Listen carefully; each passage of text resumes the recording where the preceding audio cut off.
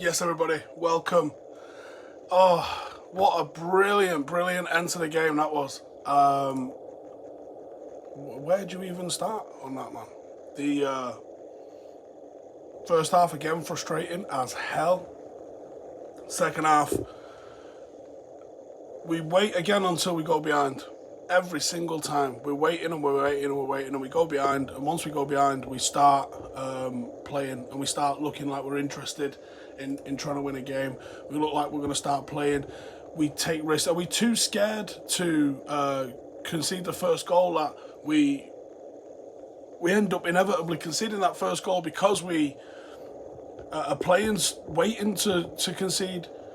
And then we start to play attacking football when there's almost nothing to lose. When you have to wait for that goal to kind of go in, that's the madness in it that I struggle with this United side. That why does it take us going a goal behind? Why can't we keep a clean sheet? That's the thing that I struggle with this side. To be honest, that it takes so long for us to do anything. Like we just have to. We have to concede before we start scoring, which is bonkers, isn't it? But that's the way it is. Just 2 seconds, I'm just sharing this so we can get going. I will be doing, cause with the amount of Muppets that we've had on socials today and everything like that,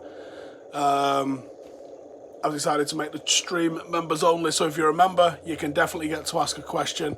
And if you're a Patreon as well, can someone set up as a channel on Discord for a review, or we can just do it in the main chat if need be. But let us know if someone can set that up on Discord. I'm just going to log into Discord now, so I'll do it on there in a second. Right, I'm just coming back over to the channel so I can see the comments now. Alex Bailey said, I think you said before, getting Cristiano and his goals will win us silverware. Where am I? I'm in my loft. I haven't really got many places to film at home, so this is in my loft, where we used to do the podcast with Ben. It looks a little bit different, but yeah, this is where we are. Did I see Donny's reaction from the bench because he never came on? Yeah, I've seen a lot of people feeling very sorry for him, and I get it. I understand, but he hasn't lit the world alight when he's come on, and people have made a massive deal out of when he did come on and what that means, and, oh, didn't he play well? No, I don't think he did. I thought he was at fault for the goal, to be honest, against West Ham last week, so I think he has to do a little bit more when he's on. Right, Discord is open. Oh, it's still loading. Gives it a sec. How bad are Barcelona, by the way? They are in the shit, aren't they? In a big way. So yeah, I think Cristiano in the team is literally like having a 1-0 lead. And if you look at the difference between all of the other Villarreal games that we've had with them recently, literally just having Ronaldo made that difference. Is Ole going to get any credit for the substitutions that changed it? No. People will just say, well, he should have started like that in the first place. Fucking sick of these non-fans, to be honest. They're an absolute fucking chore. Bringing Cavani on was good. Cavani started to stretch him. Jesse Lingard, I was just hopeful it wasn't Ronaldo, because I was like, oh, can you imagine it's Ronaldo? And I think, looking at the reaction of everyone on the bench, I think it was Ronaldo, to be honest.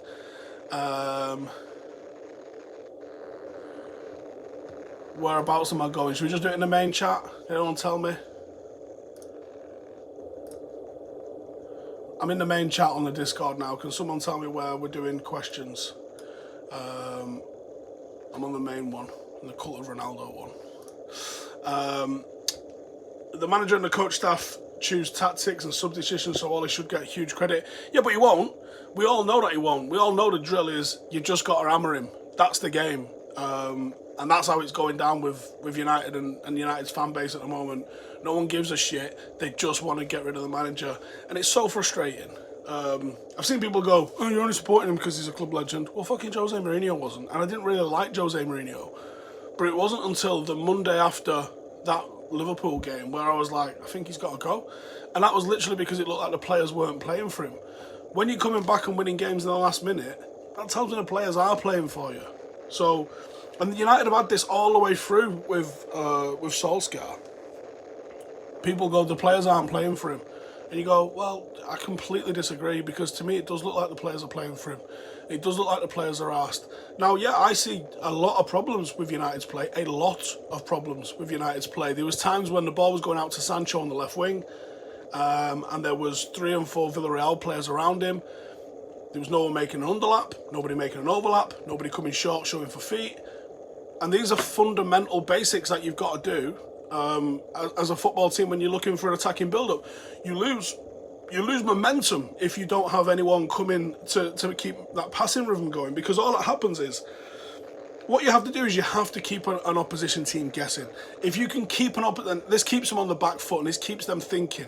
So if you drive into an area like Sancho did, drives in towards the corner of the box, left wing, he drives into that area, he draws players.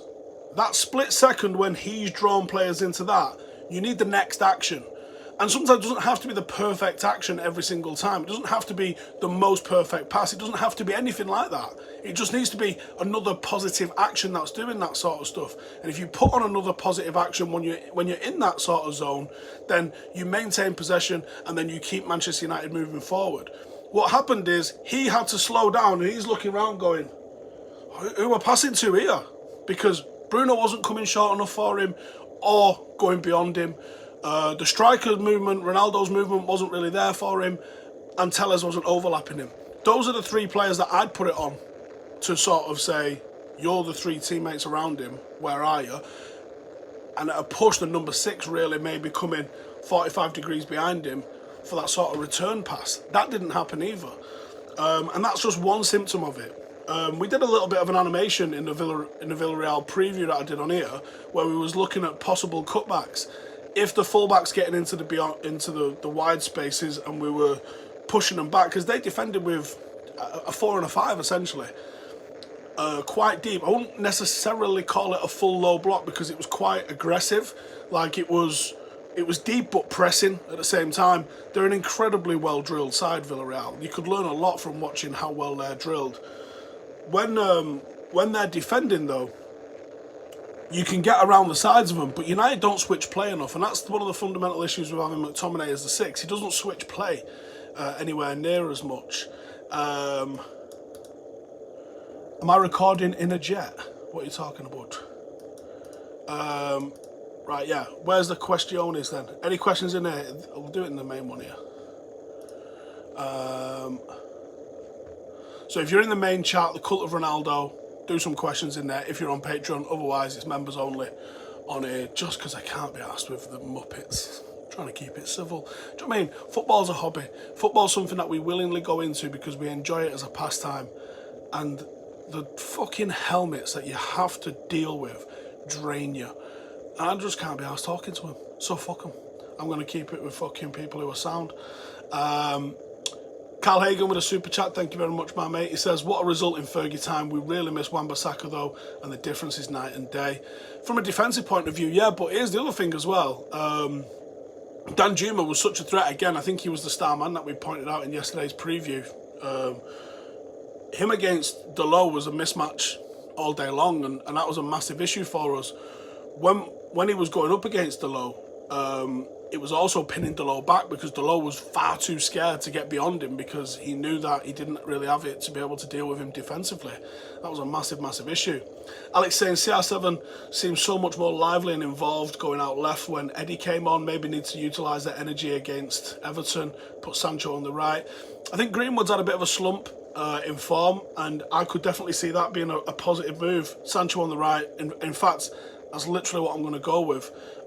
Sancho on the right, Greenwood on the left. No, sorry, Sancho on the right, Ronaldo on the left, and Eddie down the centre is what I'm going to be going with when it comes to the Everton preview. A little bit of a sneaky tip for you there, because I think that Ronaldo's playmaking, and actually when you look at his average touch and his average position so far, a lot of it's been pretty much where Pogba sort of lined up. Ashkat says Dalot was poor. He was, mate. No two ways around it. He was poor. Simple as that, really, isn't it? Let me get back in the Discord, see if there's any questions. Apparently there was a dispute in the Discord today. Lasagna, yes or no? For me, no, I don't like it. Simple. Don't answer my shit question says, what did you think of the 4-3-3 in the first half, and do I prefer it to the double pivot? Yeah, I do. I do prefer it to the double pivot. It didn't work in the first half today, but that's not to... I wouldn't discourage us from using it in the future going forward. McTominay can be United's 6 as a stopgap. He's certainly not going to fucking win us everything by playing there. But I think he can... He's got the fundamental sort of requirements to be a number 6, but he's got to want the ball more. If he doesn't want the ball, you can't be it. Because one of the major things about being a number 6 is that's where you've got to go and want and demand the ball and go and get the ball. And he's not doing that. Defensively, he's miles better than Donny. Miles better than Donny. It's not even close. And I think that's why Ollie chooses him. He's like, I've got to go with... It's a bit like Delo. You go, all right, Delo, when I can get him forward, he's got a really good delivery and a cross. Defensively, he's awful. I'm going with the safer option, which is Wan-Bissaka. United aren't keeping clean sheets at the moment. If we was absolutely smacking teams and keeping clean sheets, you can go, do you know what? I can afford a little bit more risk in here.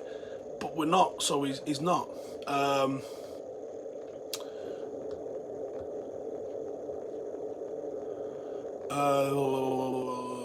What's the questions? What's Brandon Williams doing these days? He's on loan at Norwich. Marcus needed to drive us up the pitch, says Luke. I can't wait till Marcus is back. That dynamism's really just fucking died, hasn't it, in the team of late? But yeah. Notch is saying, do I think using Bruno as an 8 in front of McTominay and Pogba, central in front or alongside him, should be a solution to the 4-2-3-1? Yeah, absolutely. Bruno forgets that he's playing as an 8 though, doesn't he? And he thinks he's a striker. So he's got to go and learn that position a little bit. And again, 45 minutes against a very, very tough side to break down shouldn't really be an indication of whether this was successful or not. I like the look of it. I like the balance of it. The major issue is getting McTominay on the ball. I tweeted it during the match. I can't imagine Carrick's buzzing looking at this going, yeah, that's exactly how you play in this sort of position as a midfielder.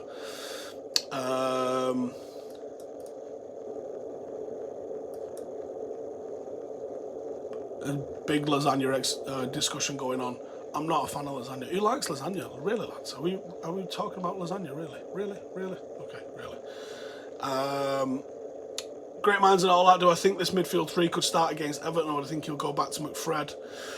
Everton's midfield's probably going to be Decore and Allen, which is a fucking good 2. I think they're going to go 4-5-1 or 4-4-1-1 against us on Saturday. They shouldn't have a Calvert-Lewin. They shouldn't have a Richarlison. I think you go with this and try it again, ultimately. Yeah.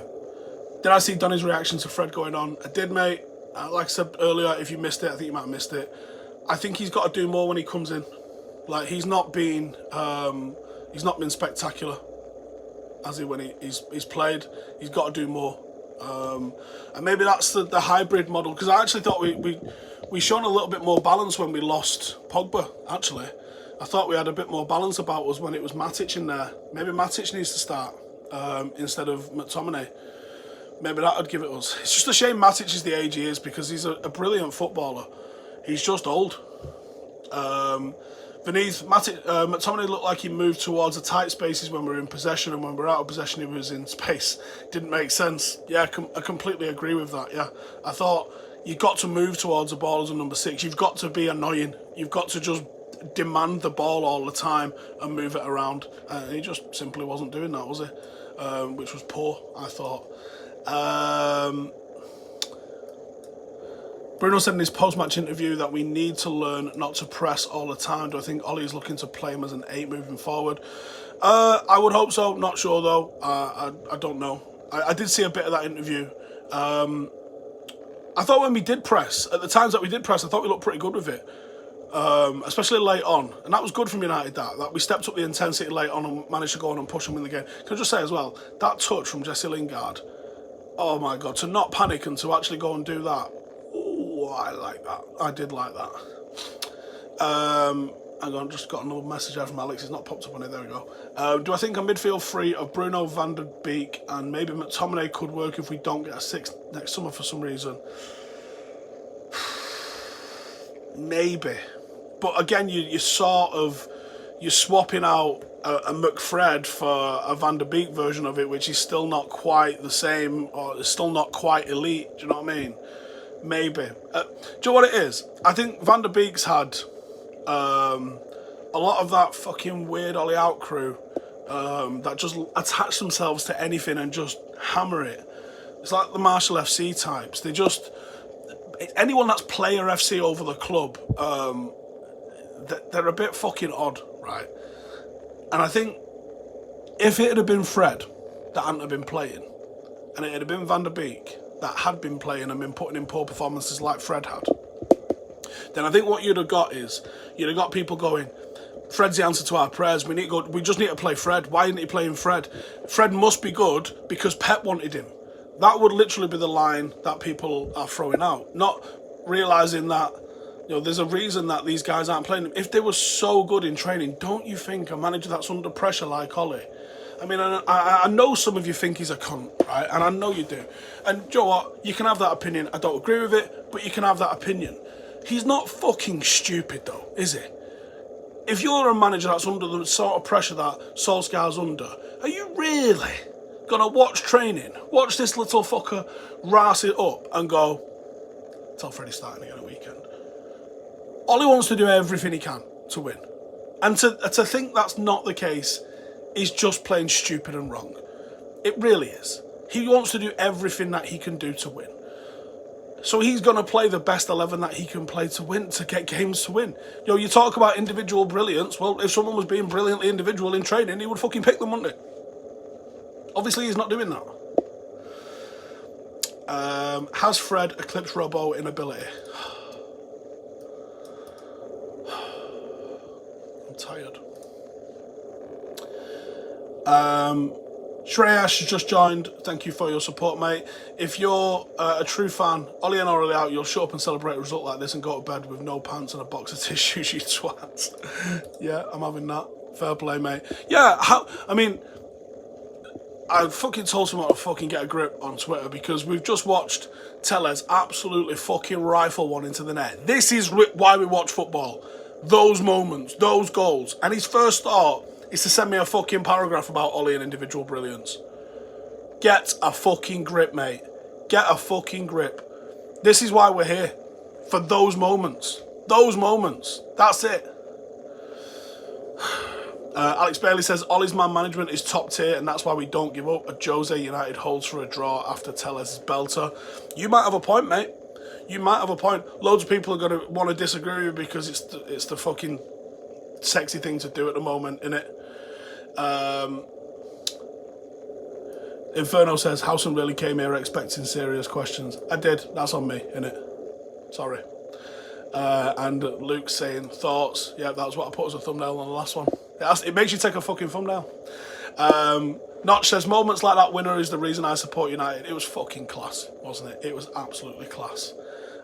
Shag, marry, kill, Bex, Ronaldo, Cavani. You lads let me know in the comments who you're going with that.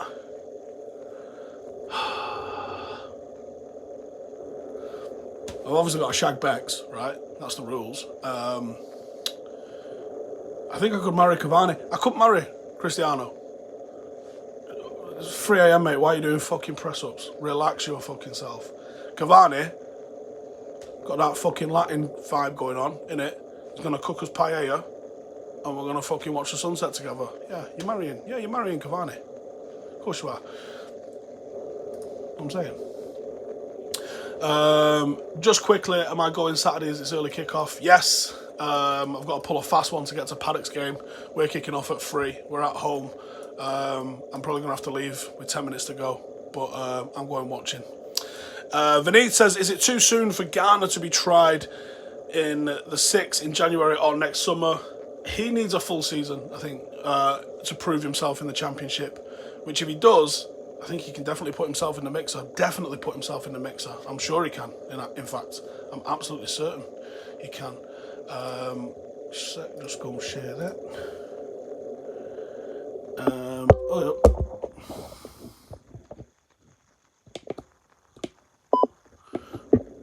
I'm holding this on a gimbal and it's just absolutely wigged out. There we go. I think it's fixed. What happened there, mate? Yeah, Forest are in a little bit of shit at the moment, aren't they? Have they just changed their manager? I think they just changed their manager.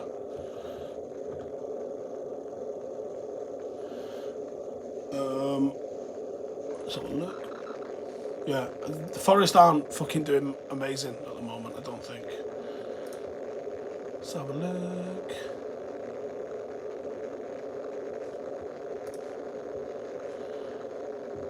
Yeah, I think it was a decent end on it to the game, and ultimately, in this results business that we're in, that's all that matters.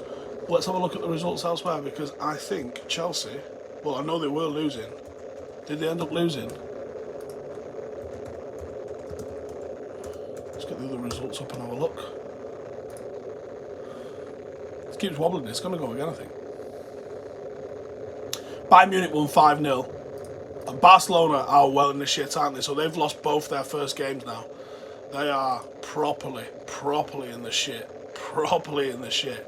So they are fully bottom of the group. Who have they already played?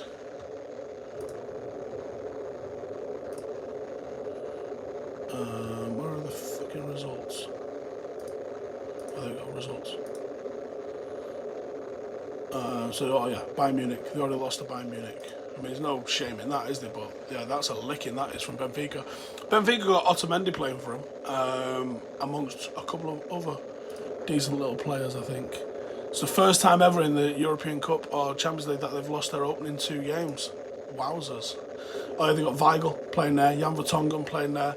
They managed to do some decent recruitment there, Benfica, for once.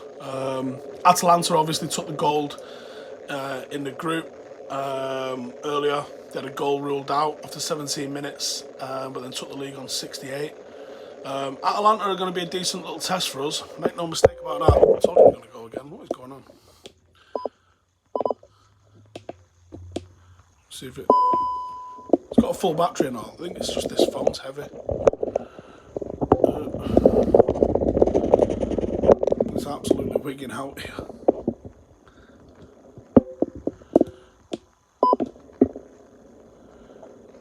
Oh, it's not having it, is it?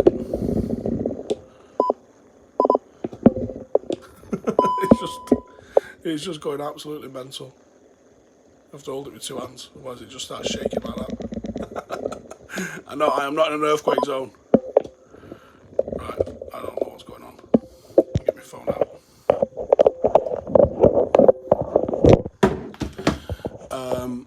Right, looks like that is a cue to fucking wrap up, isn't it, after all that? So, yeah, United obviously winning 2-1 against Villarreal moves us off what could have been bottom of our group.